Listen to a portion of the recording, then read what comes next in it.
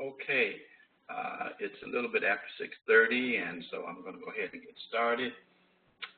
Welcome to week 4 of critical issues in criminal justice. And as I told you, this quarter would move pretty fast. So let's go ahead and just get started right away.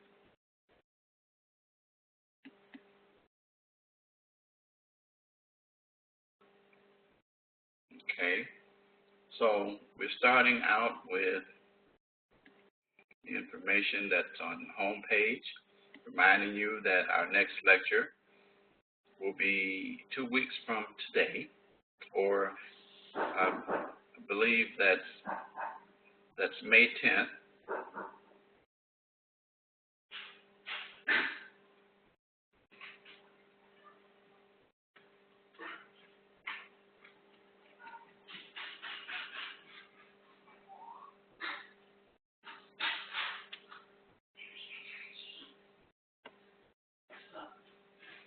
It's May 10th, and that after that we have three more to go, and so we are moving pretty fast in this quarter, and that as a result we only have 3 more left: week 6, week 8, and week 10. So let's take a look at our announcements for this week. 4th week, our goals of gangs and homicide. And so we're going to spend a little time talking about gangs and homicide. And your reading is chapter 6 through 8.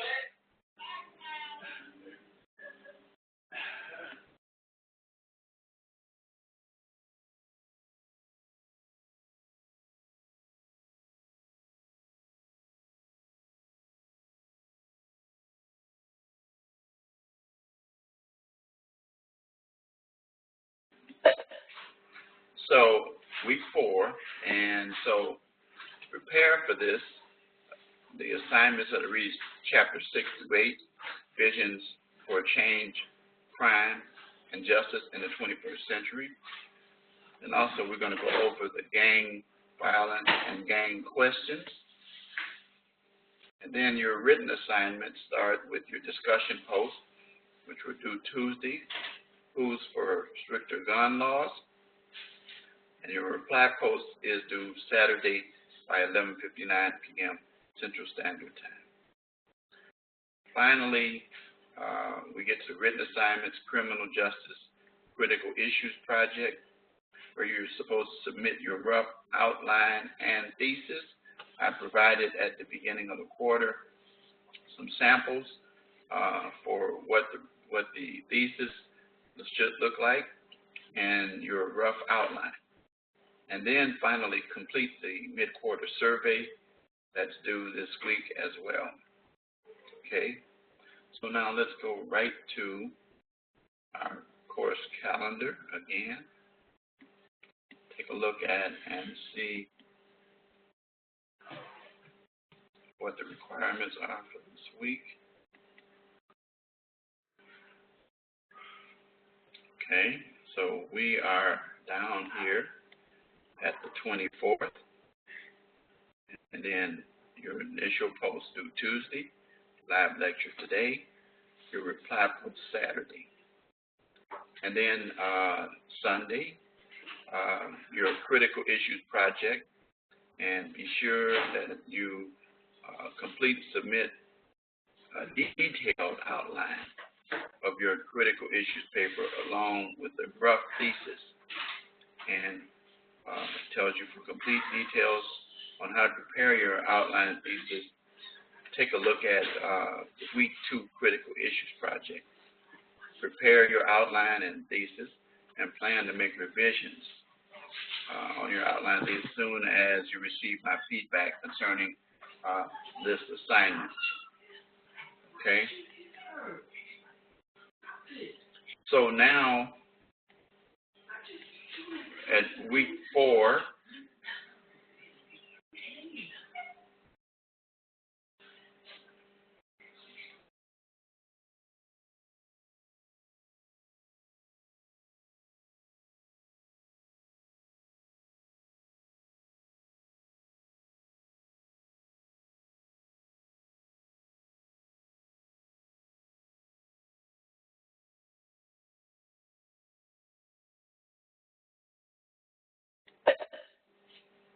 So anyway, make sure that you get the assignments done.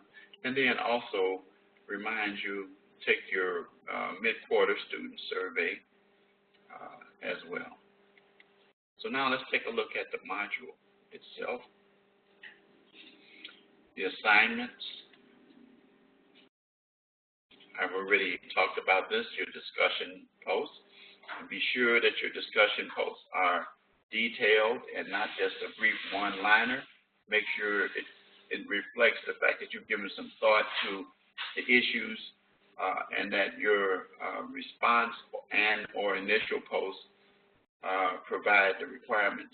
Notice what it says at the second part: post your stance for or against gun laws and defend your stance with at least 2 supporting examples. Interact with a student of an opposing view and see if other students seem to agree with you. Take the opportunity to interact with others.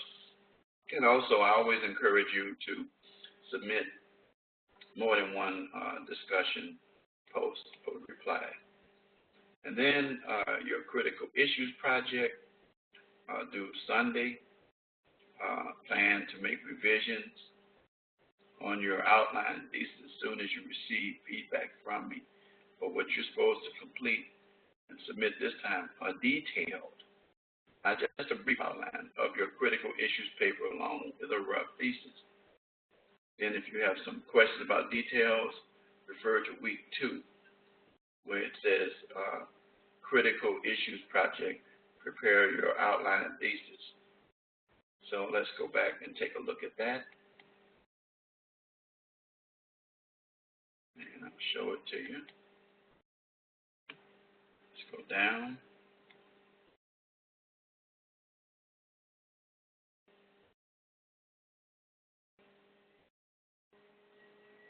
Oh, I'm sorry, I went to lesson content. I should go to the assignments. Okay, here it comes. Okay, at the bottom here. There we go. And then it tells you what to do, and then tells you what things to complete. Okay, so make sure that when you follow week 2, first step, conduct preliminary research, and then write a paragraph in which you announce your choice. Present your current stance. Explain why this critical issue and stance incites you, and then what you expect to gain personally and professionally from more in-depth research and analysis. Okay, and this is just a reminder of your week 1 discussion. So you want to make sure that you complete that assignment using the details for your week 4 assignment.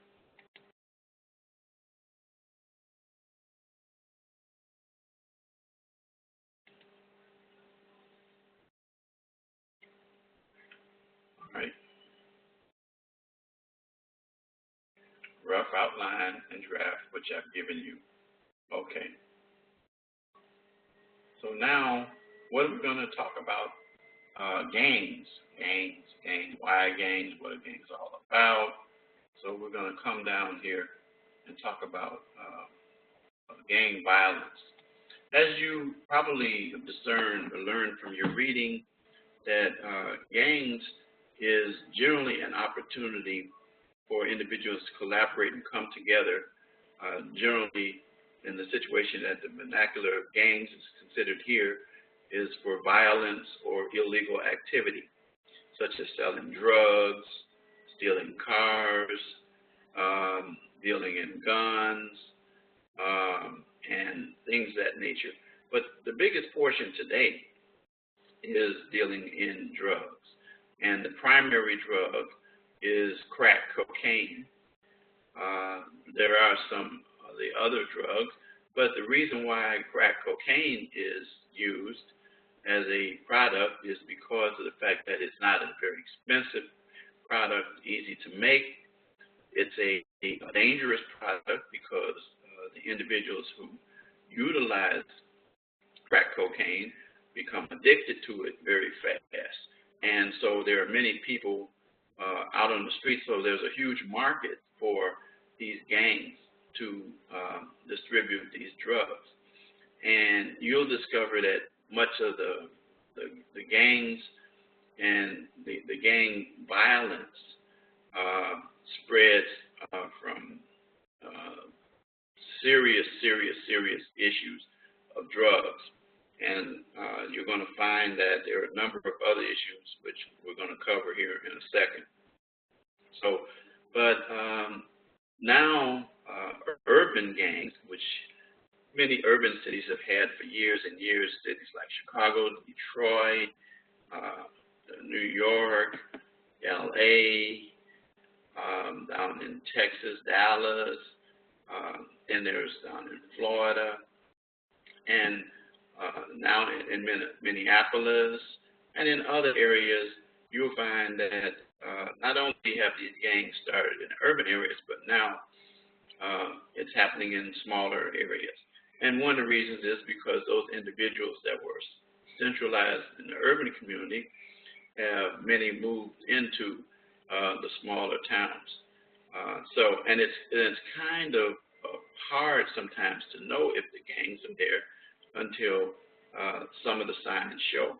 One of the earliest signs that show up in a community about gangs is graffiti. You'll see the graffiti all over the place. And as a result, it's like their announcement that we're here. Now, in the communities, there are now gangs in grammar schools as well as in the high schools. And youth join these gangs for a number of reasons, such as protection from rival gangs. If you're not a member of one gang, then you'll have a problem being protected from violence, and there are possible repercussions. There's used to be a term people call, you don't hear it a lot now, called neutrons, or neutral individuals. And they weren't a member of either gang, but they were subject to attack by both gangs. So what ended up happening is that youth began to join in these gangs. Gangs have been around for many years. And as a result of the fact that some people join to protect their own communities. Now, that may sound funny, but you know what? Gangs used to be pretty good with protecting communities, but when the results came of crack cocaine and drug distribution, then thus the violence increased. And so it changed the paradigm. When I was a kid coming up, gangs would tell you if something was getting ready to go down. They would say if you didn't have anything to do with it, they'd make a general announcement and you could vacate it. But now that's not the case anymore. You can't pick up the paper or either turn on the TV to listen to the news media without hearing accounts that gangs are added, and that oftentimes you'll find that individuals who are adults, senior citizens, even little bitty babies are victims of the violence that take place in the communities because of the gang violence. Gangs, it says, leads to homicide. I've already addressed that, particularly with drive-bys, drive-by shootings where they spray the area where they're attempting to shoot someone, and as I said again, innocent people oftentimes are killed in the process. And it's very serious, and it's hard to combat. And so some of the things that communities have tried to do to try to reduce the homicide rates as a result of gangs include increasing police presence and patrolling. Well, I will say this to you, that it appears that that's not working very well because of the fact that on warm days or when you get closer to the spring, the violence increases. I will say that there have been times in the past that when it was colder outside or in the winter, freezing out, there was less gang violence. And so less street activity. But at any rate, increasing police presence and patrolling. However, one of the issues that have been met with trying to increase police and patrolling is not the pool of qualified candidates, but the financial restraints, budgetary issues that take place within the community. And so it is very important that police be present and patrolling. There have been additions such as cameras in the neighborhoods to be able to videotape or record activities that take place in the community. One of the things that has not been very effective is community support in terms of identifying individuals who are involved in these gangs. And there's a code of silence that you hear about law enforcement, but there's also a code of silence about individuals performing violent activities in the communities. It's almost as if the community is held hostage by the gangs and their activity.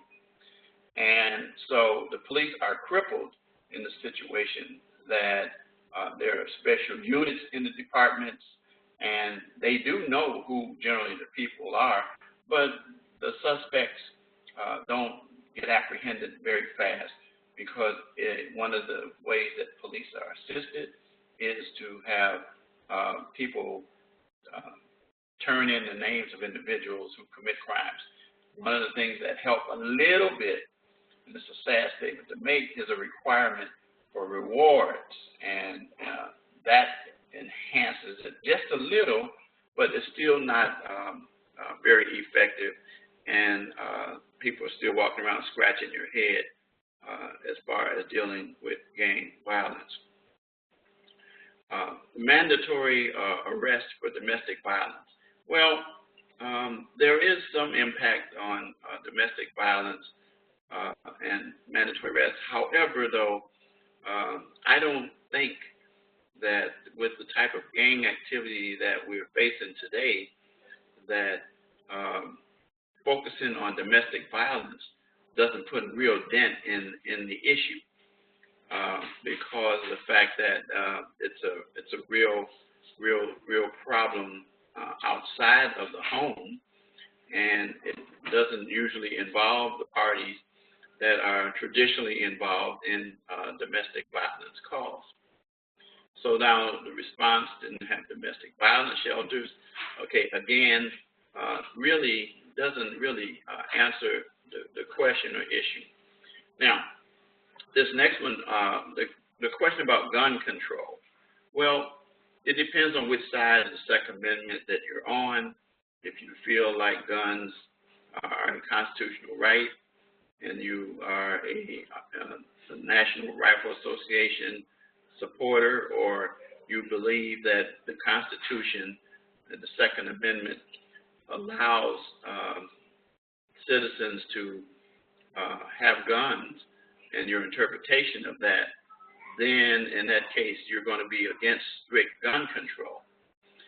Strict gun control pretty much calls for bans, and I can tell you that bans across the board on guns in urban areas have been ruled time after time after time by the courts, all the way up to the United States Supreme Court, as being unconstitutional. Constitutional, and the interpretation of the Second Amendment has caused those attempts to be overruled. Chicago tried it, and several other cities, but I'm most familiar with Chicago because that's where I lived and practiced law for many, many years. And I can tell you that the guns in the hands of gang members, and they utilize, and you know, you'd be surprised that the guns that end up in the hands of many of the gang members are semi-automatic and even some automatic weapons that fire off more rounds of ammunition than the traditional weapons that law enforcement is allowed to carry. Law enforcement was carrying some of these weapons. There would be some problems as far as excessive force charges even brought against law enforcement. And then the other issue is that many gangs secure their weapons with people who have never been found guilty of committing any criminal acts. And so as a result of that, the guns aren't, you know, stolen. Some are stolen, but guns now, more and more you'll discover that are used in gang violence and came from an individual who was what we call a straw person. That is, a person was paid an amount of money because they were clean. They qualified for a firearms identification card, and under the jurisdictional laws of the state or the municipality or the county in which they are in, they were able to buy guns. One of the things that there's been an attempt is to try to control the number of guns who can be purchased by one person in a short period of time. But, however, we still constantly find guns ending up on the streets. And so even with passing the laws themselves, there's a question about whether or not that's really going to work. And as it says in our bottom line here, it says many of these responses have not been successful and have failed to work. Now, so why do individuals even join gangs in the first place other than what I talked about earlier? Another good reason that individuals join gangs is there are opportunities given to them who join to probably make more money than they've ever made in their lives in a short period of time. And they flash these, 20 is like the denomination of the drug and gang world. And oftentimes you will find that that's how they group their money. I was a lawyer for several gangs in the Chicagoland area for many, many years. And the gangs often paid attorneys in cash, and they sometimes would pay some of the attorneys, believe it or not, with drugs. And it's a sad statement to make that there are attorneys who would accept it, but that's how they receive money, and then they would, of course, distribute the drugs, and that's sad. So they receive drugs for their services. The other reason why individuals join gangs is a desire to belong. Given these young people shoes, Air Jordans are commonly known to being involved in gang activity, where individuals are, again, never going to have the opportunity to own a pair, but they will own a pair if they become a member of the gang, and the gang will take care of them. The gang will also provide a place for them to oftentimes live, feed them, dress them in the latest attire, and since a lot of the youth today are caught up on the vanity of the brand name, they'll provide an outlet for them. I heard a young man say to me, and I've heard it said before to others, that the question's asked, why not join a gang? I can get a job at McDonald's and make $10 an hour or something like that, but I can make $200 or $100 an hour or more by working with the gangs. And then also, there are times in situations where there are kids who come from dysfunctional homes where they're left with the impression that nobody cares about them. And so the gang leaders make overtures to those individuals to show them some real attention. And some, sadly to say, that's the first time that they ever had any attention given to them. And so it says here, many gang members were abused and neglected at home, and they found acceptance through the gangs. And that's what I'm talking about. The gangs become their families. In fact, in the Chicago area, there were two factions described at one time, folks and people. Now, think about that, folks and people. But these were two identifying names that were used to deal with two factions of the gang. But both of those involve some desire to create a family for those kids, those individuals. Single family homes, oftentimes there was not a dad or male presence in the household, and the youth begin to move in a direction where they form alliances, and then there are male figures that represent fatherhood or the head of the home come from gang leaders, and so they are attracted then to join gangs. I know of a couple of instances of kids who run away from home, and they actually participated in gang activity because they found that that was the most attention ever paid to them, and that it represented a time when those kids felt like they were somebody or treated like somebody. Well, it's a trick. It's a trick to reel you in, to get you to be committed to perform the things that they want you to perform. Oftentimes, the adult gang leaders will use juveniles to sell their drugs on the streets, and that many youth are killed that way.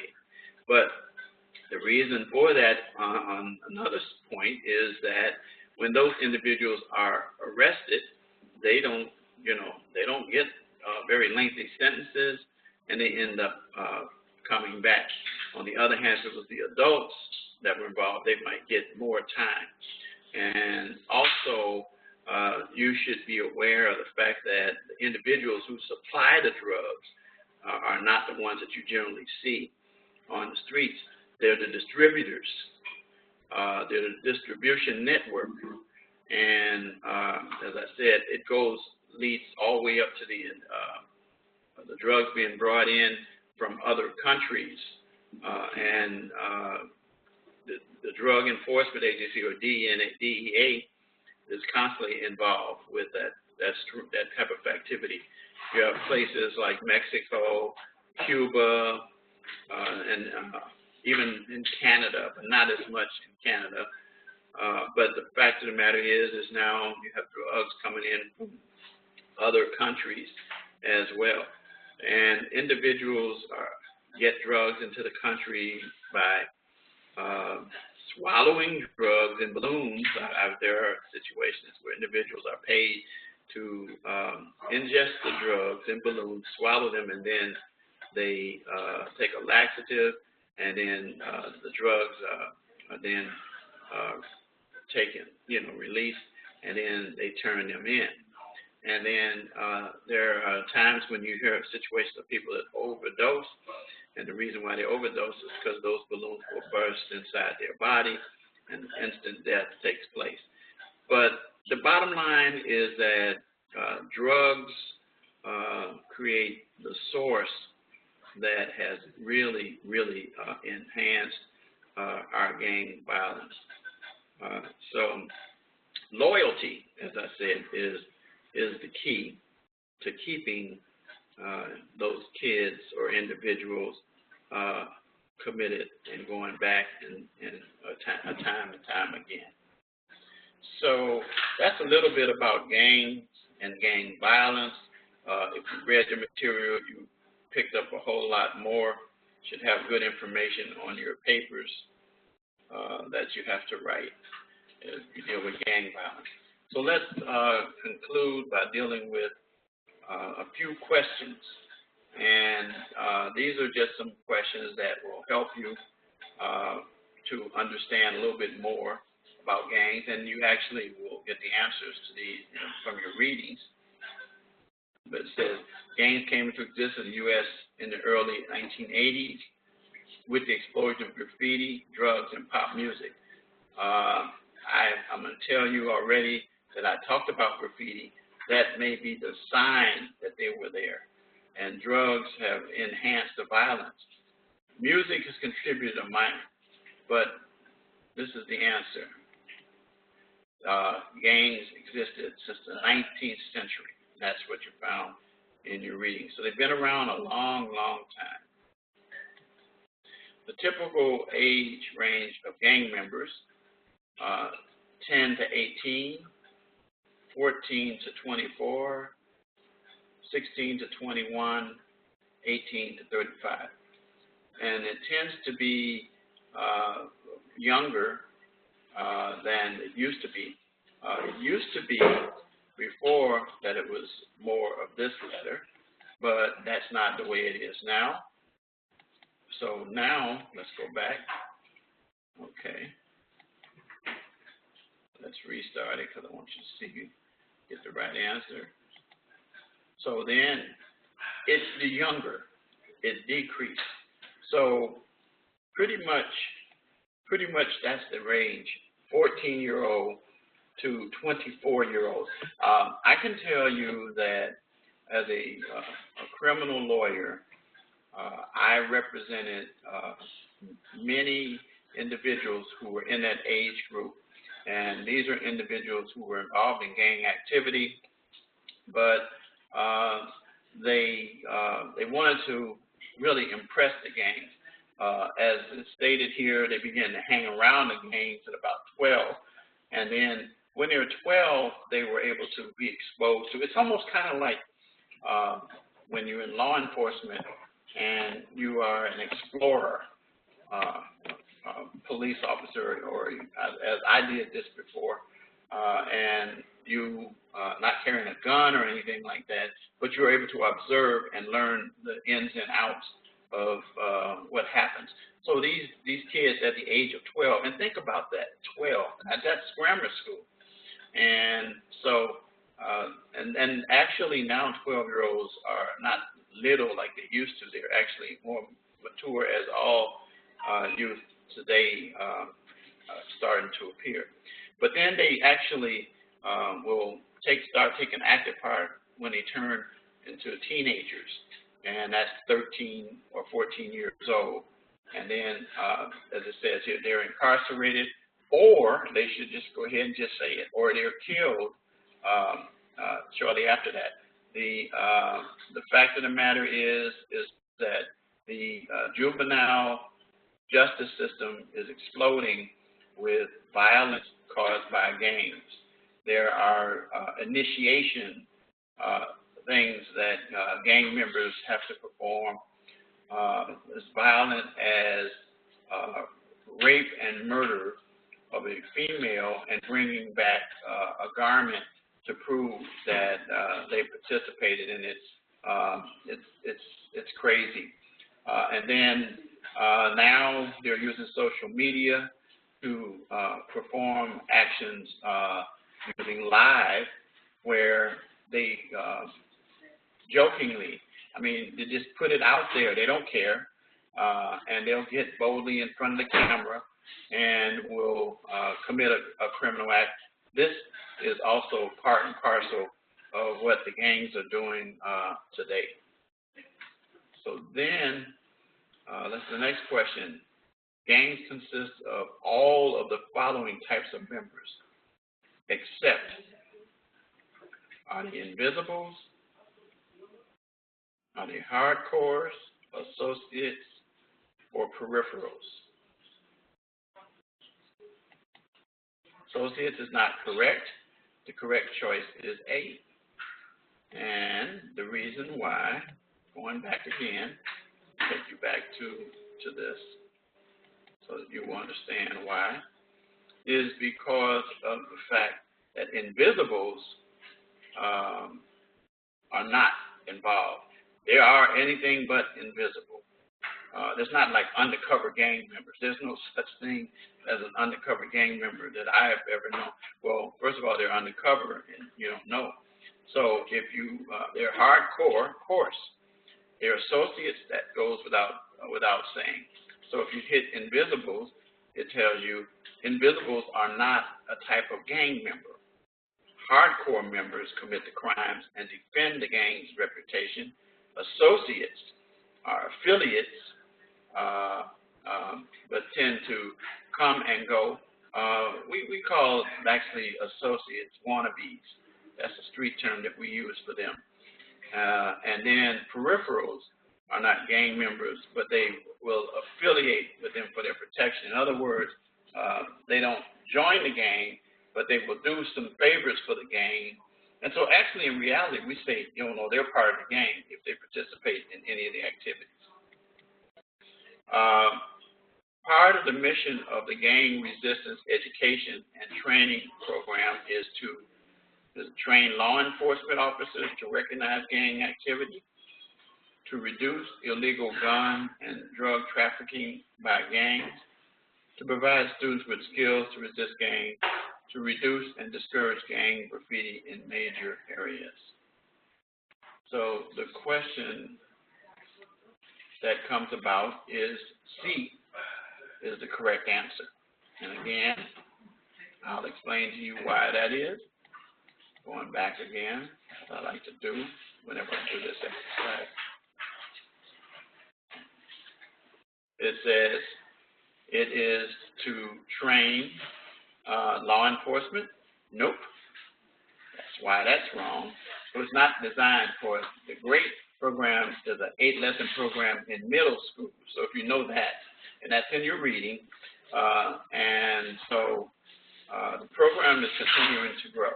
So what we're doing is trying to influence young people who were, as I said, that's where the young people now, kids who join gangs start from. In other words, that's the field, the harvest field. Sanders 1994 defines a gang partially as a group willing to kill and claim and defend property. Yep. Sanders said that a gang is a group that shows willingness to use, and I was talking about that earlier, deadly force, and to claim and defend their territory, and to attack rivals, extort or rob money, or engage in other criminal activity as an activity associated with this group and has recognized itself and throughout the community. This definition is crucial to law enforcement as it prevents easy recognition of a gang and prevents harassment of simple teenage cliques. So you know the difference between a clique and a gang by this. The violence is really the critical issue. So now let's look at some of these definitions. So broadest audience aimed at groups that pose some risk. The broadest audience aimed at groups that pose some risk. Prevention gang programs, intervention games, suppression gang, collaborative comprehensive gang programs. So let's try this one. Yep. And so prevention gang programs is a broader audience aimed at groups that pose some risk. What strategy addresses individuals or places that have some problems. Intervention gang strategies, suppression gang programs, or collaborative. Intervention is the answer, where you intervene in the area to keep it from growing. And then finally, that hinges on the collective work of a variety of agencies. And that's that one right there. Collaboration, where federal, state, and local area communities work together. And then suppression gang programs is to reduce the actual gang activity itself. And so that's the end of that. And that's the end of what we have here. Don't forget to do the survey. So we're going to go back to the class. Remind you of what you have to do as far as the assignment is concerned. Make sure that you satisfy the requirements. I do want to share one more thing. And let's see, I think I've got it right here. Let's see. Trying to remember if it's in this one. Okay, no, this is your annotated bibliography, introduction. No, this is not, it's not there. It's an instructor's guide. Okay, this is for me to remind me. Yeah, the guidelines for the course projects. The rubric I gave you, your outline for submitting your rough outline and thesis. This is how I'm going to score it. 5 points for summing up the main thought for the topic in 1 or 2 sentences. Just remember, your thesis should be strong. And I already provide you with that outline and maps out the introduction and thesis. You covered the critical issues, background presentation on both sides of the issue. Your personal stance for improving the administration of justice, and then the conclusion, 10 points. And then that your outline reflects support from research throughout. Now, so your outline shouldn't just be a bunch of brief statements. It should indicate some sources indicating that you, where you got these ideas from.